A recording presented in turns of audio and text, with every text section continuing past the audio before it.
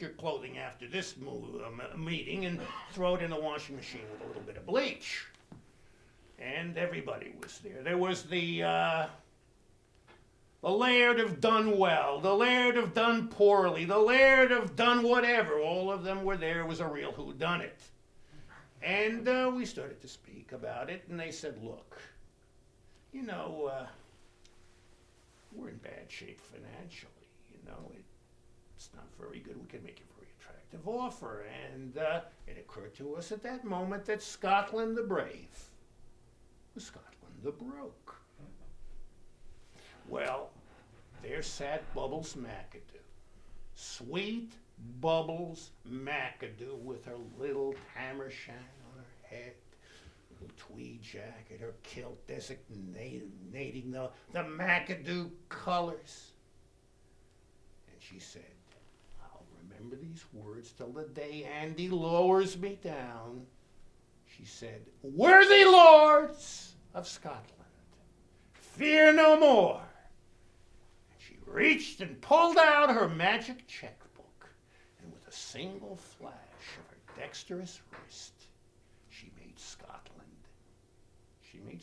solvent again. And they were throwing their bonnets in the air, and they were pulling out their claymore swords, and they were drinking whiskey, and they were saying, long live Bubbles McAdoo! Long live Preston Pepper! Long live Bubbles McAdoo, the Queen of Scotland! Then we had to get down to business, and we found out what was the trouble. They had been the victims of 50 years of labor governments, but we're doing something to fix that now. And for that reason, I'm going to be spending a lot more time outside the United States. It's not going to be the easy type of a job I thought it was going to be.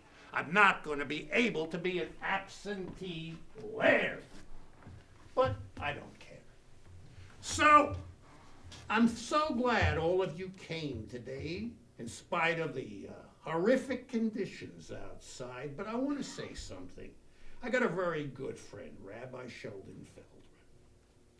And Rabbi Sheldon Feldman often serves as my spiritual advisor, and one day he said to me, Pep, you know, without a sense of humor, the Jewish people could never ever have survived Poland.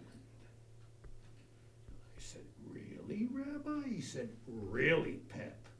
They would have never survived Poland. And let me go further, Pep. We're all Jews, and the whole world is Poland. And that's why, to sum up and end tonight's little story, anytime I see somebody who's doing poorly, I always remember to laugh. Good evening, good night, God bless you. This has been Pep Talks.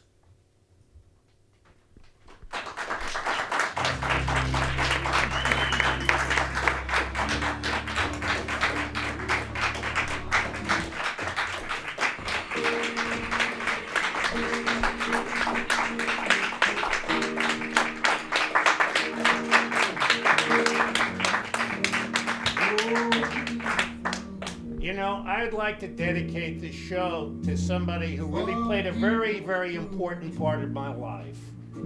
Yesterday, while we were trying to rehearse this show, and it's been a really difficult time for us. We didn't have electricity, we didn't have heat, there was a shortage of gas for the cars. I was sitting on the couch thinking, could anything get worse? And I get a phone call.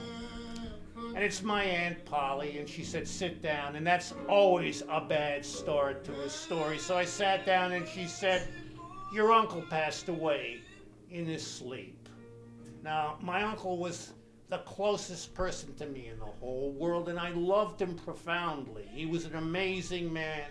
He was a philosopher. He was a scientist. And I guess in his own strange way, he was a humanitarian, too. He was a one-of-a-kind type of person, and he probably just got sick of life. You couldn't speak to him too much anymore and find anything he liked about this world we live in. And maybe when it gets to that point, it's time to say goodbye. But I'm going to miss him every day of my life. And I just want to dedicate this show, which didn't come off completely as I had intended, to Dr. Bernard Greenberg, my mother's brother. God bless all of you.